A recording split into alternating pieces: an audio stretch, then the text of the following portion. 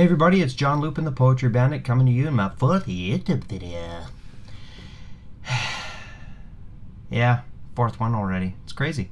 Anyway, so I've decided to do a little series on obsessive compulsive disorder, or overthinking, or POT, whatever you want to call it, intrusive thoughts. I've got it. You might have it. You might know someone who has it, and maybe they'll find this video helpful. I hope you do, because you need to live with people who have this. You need to live with yourself if you've got it. So I was diagnosed with severe OCD last year. I know I always had it, but when I quit drinking, it got really bad, and it consumed my life. There were things that I could not let go. There were things that were going on in my life that were a big deal, but it turned out that they were nothing.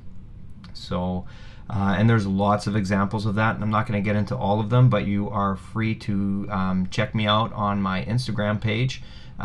Direct message me there or here on YouTube, and ask as many questions as you like. I'm here to answer them. I'm here to help you guys. I'm not a registered psychologist, and I'm not a doctor, but I can pass my experience, strength, and hope on to you, and hopefully that helps.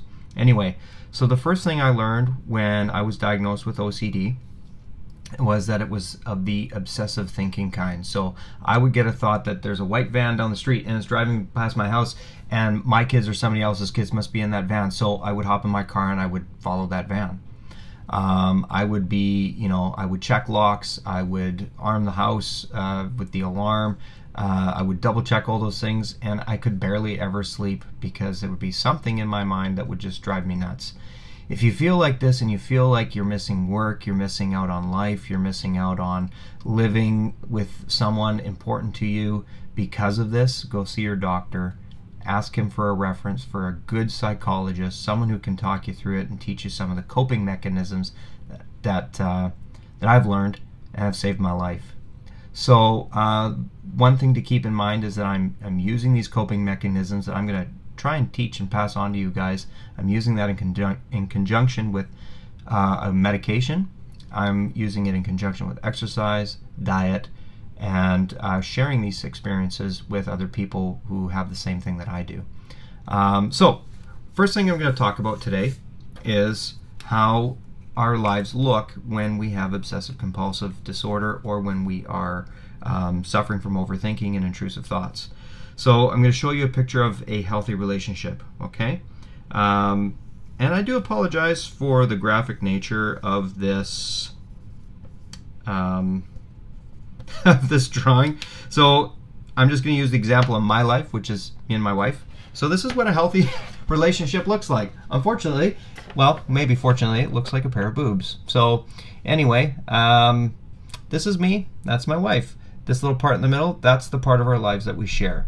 See, she has her own stuff going on here. I've got my own stuff going on here. That's healthy, and that's wonderful. So in this section here is our home, our mortgage, our kids, our life together, our 13 years of marriage, all these wonderful things. So anyway, that's what healthy looks like.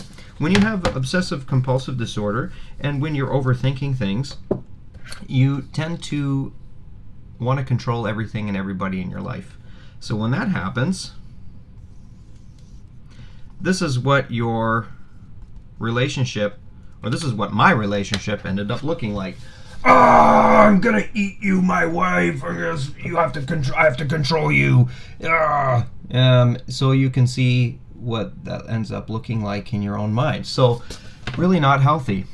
And so how do you get around that? How do you end up trusting somebody when you feel that you can't trust anybody?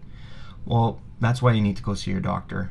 That's why you need a psychologist, someone who can just talk you through, teaching you coping mechanisms so that you can live a healthy lifestyle with your wife or your significant other, your husband, your boyfriend, your girlfriend, whoever it might be, and not feel like you're choking them to death with your obsessing about where they are, what they're doing, who they're texting, where are you going, why are you wearing those clothes, why do you smell so nice when you're going out, why can't you smell nice like that one? Oh man, I can just hear myself, and it's just crazy.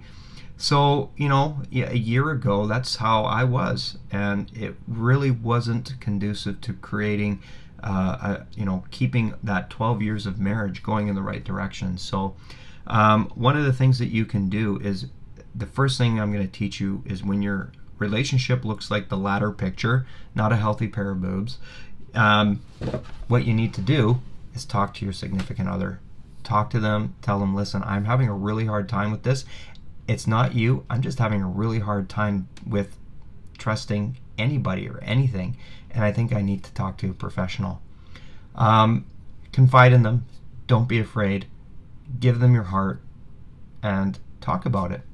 And then go and see a doctor with them so that they can understand what it is that you're going through. Go to your therapist with them. If they are happy to do it, take them to every single one, because you will both learn a lot about what's going on.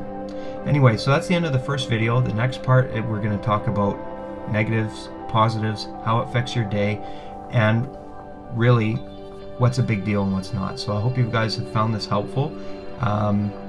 Seems a little basic, but when you're suffering with this disease, it might be hard for you to understand it, or try to get your head around it. And I really hope that it does help you. Anyway, love you guys. Take care. And I just wanted to say thank you to all you beautiful people out there watching this video. Take care, and we'll see you in the next one. Cheers.